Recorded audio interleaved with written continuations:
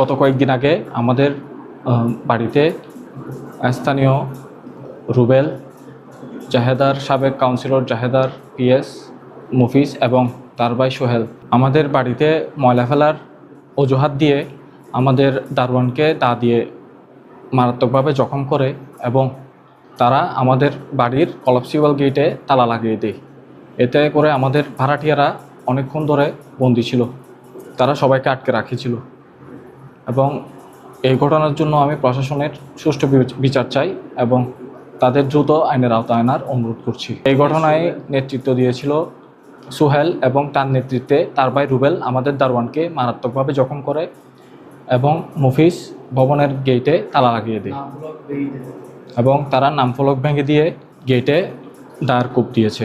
উত্তর তারাউনের সংলগ্ন commerce college রোডে আমাদের বাড়িতে গত 18 তারিখ দুপুর 2টায় স্থানীয় সন্ত্রাসী রুবেল, মফিজ এবং সোহেল তারা 3 জন ময়লা ফেলার অজুহাতে আমাদের ভবনে তালা লাগিয়ে দেয় এবং তারা আমাদের দারোয়ানকে মারাত্মকভাবে দা দিয়ে কুপিয়ে জখম করেছে। এতে করে আমাদের বিল্ডিংয়ের ভাড়াটিয়ারা বেশ কিছুক্ষণ ধরে বিল্ডিংয়ের ভিতরে আটকে ছিল, তারা আসা যাওয়া বন্ধ ছিল এবং এই ঘটনা যাতে আমরা প্রশাসনের কাছে না বলি তদ্রূপ তারা আমাদেরকে প্রতিনিয়ত হুমকি ধামকি দিচ্ছে।